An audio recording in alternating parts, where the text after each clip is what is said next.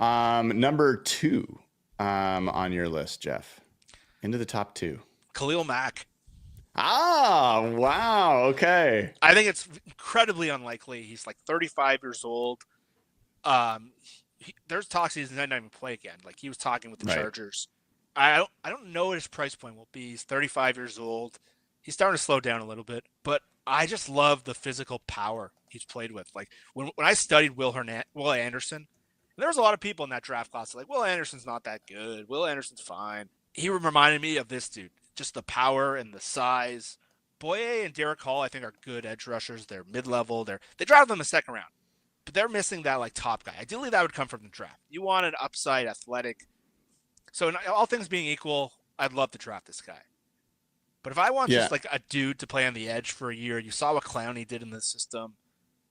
I would love to have Khalil Mack for the Seahawks for a couple years, maybe a year, maybe two.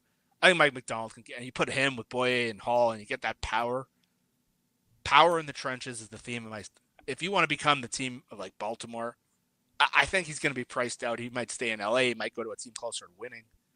But my God, if I'm building my target list, this guy is number two for me. Yeah, the PFF projects his contract to 2 years, 22.5 million per year, 40 Yeah, million guaranteed. Mac was a guy I thought about.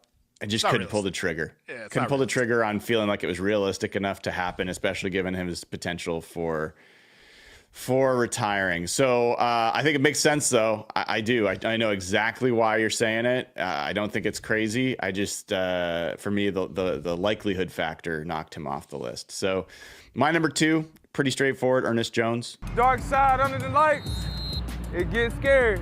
I think it's a deep inside linebacker group. I think Nick Bolton is an excellent inside linebacker. I think Drake Greenlaw is a excellent inside backer. I think both of them will be certainly valued more than Ernest Jones. I think we and the Seahawks are fortunate that it's a good inside linebacker class so that Ernest Jones will not be able to get top tier money, I don't think.